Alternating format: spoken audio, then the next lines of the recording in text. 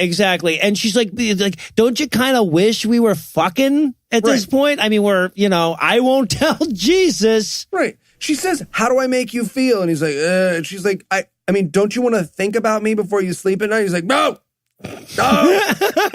He needs help and care. Again, any other movie, like someone comes over and is like, oh no, he got out. Come on, Clay. Let's go make some chairs. Cut off his penis in senior year of college. It's okay. And look, I mean, we have to emphasize again, this guy looks like Samwise Gamgee got dressed up for the spelling bee.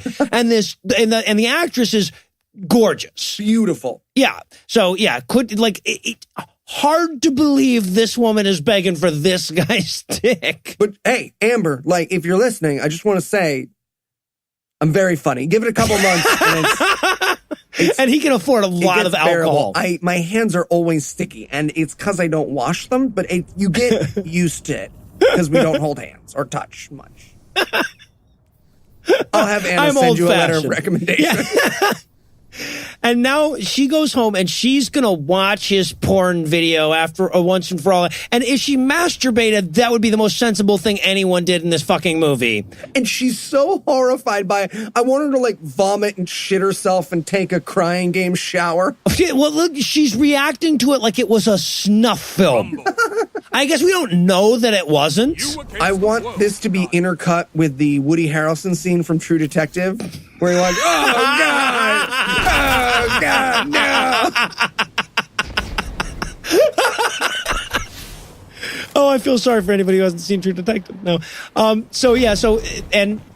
Meanwhile, while she's watching his Girls Gone Wild video and crying about it, George shows up, the guy who sold him the love seat that he's now working on, but he's in no mood for George's bullshit today. Yeah. And so George gives him the wisdom of, if you do, life's too short. If you don't, life's too short. Yeah. I feel like this movie is weird pieces of other scripts. Like this guy just walked around some like NIFA classroom and just picked up old last pages and was like, stuff is great. I don't know why people didn't go with it. Keep throwing this stuff away. Okay, so now we go back to the floral shop so she can join the, I saw a porn support group.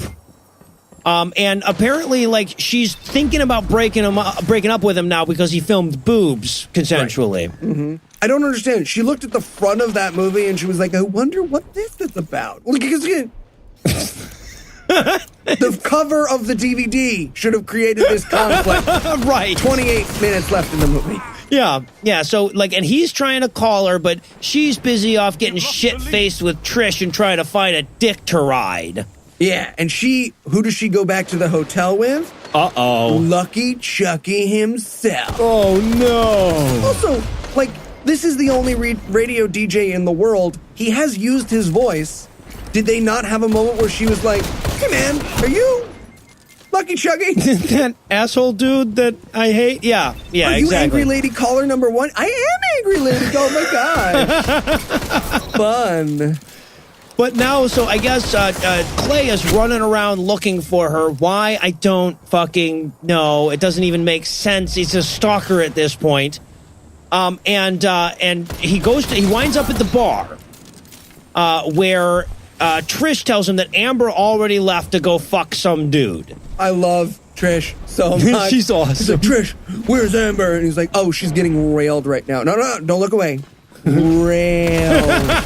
In, out. You see this? This is Tybo training at its best. Let me show you with this cucumber what is happening to her right now. Oh, please, Trish, show me.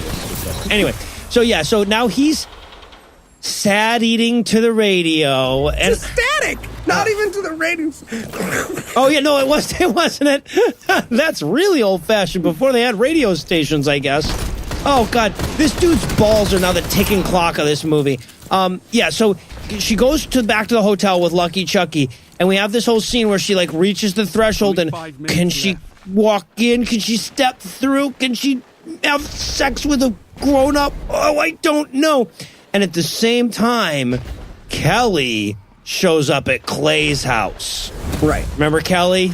Yeah, the ex. And Yeah. and he immediately lets her in. I was like, this whole movie's fucking bullshit. Here's the thing. If you set up the rules of your fucking movie, which is that he's not allowed to be in rooms with ladies, and then with 10 goddamn minutes left, you're like, oh yeah, no, come on in. Fuck you. Fuck you, movie. Right, and he doesn't have sex with her, but he's already committed adultery in his heart. If that's good enough to send people to hell over, it's good enough to fuck your movie up with. Yeah. So yeah, now it's the next day, and we see the wedding stuff is all ready. And his buddy that's getting married is worried because Clay isn't there yet, and he's the best man. And Chucky is there, and he's like, I hope he hung himself. And it's like, hey man, it's my wedding. I don't care. I hope he's dead. Hope he's dead. And so Amber goes off, and I guess she's going to to see him, like she's forgiven him for filming boobs 5 years ago or whatever. So she's going to get him to go to the wedding, but she sees Kelly leaving his house that morning. Oh my God, this isn't a conflict. No, it really isn't. Even if he fucked her, it shouldn't really be a conflict. But he slept in his truck so he wouldn't be tempted. But she doesn't see that. She doesn't know that he slept in his truck. The floor is lava too. Again, that is like the most bizarre. You can't sleep on the fucking couch, dude. You can't sleep on your goddamn. You have to go outside and sleep on a fucking bucket seat. He burns the house down. Sorry, she was in there. He didn't want to be tempted. Could have been her moon. And now the wedding is over. Right. We cut to the end of that. And he's there, but she's not. And she's sad. And she's reading the Bible while crying. So bingo, it's about goddamn time. I had to wait for an hour to fill out the card this time. Exactly. So now, after she's done crying, she goes to see him at his house, but he doesn't answer the door. He waits on the other side, and she's like shouting at him, and I was like, oh, he's not there. But then it pans over, and he is on the other side of the door. And I was like, I like Secretary better. I'm just saying, I liked I thought James Spader was good. Oh, that was a good movie. Oh, God, this is so fucking weird. Yeah. And she actually says, I don't want normal, I want you. Again, if they were acknowledging his OCD and shit, that would be okay. This would be a lovely little movie where she decided that she could put up with him having to lock the door 28 times in a row and turn the lights on and off in a certain rhythm. But he won't open the door, and I'm just left wondering what the fuck the conflict in this movie is, especially because, like, she's forgiven him. Right. There is not a thing for which he must forgive her, is there? Right. He was just pissed. Oh, I guess because she went home or went to the hotel with some dude. Okay, yeah, no, that's right. So she goes back to college. Again, none of this ending of it. Like, this movie is it's like trying to clean up your room as the cops are walking in. The end of this movie is like, oh yeah, and now she's back at college, and yeah. And honestly, okay, the other important thing that we've established here is that her jar is now full. Right. Which is, and 2014 prices, maybe a tank and a half of gas. Exactly. So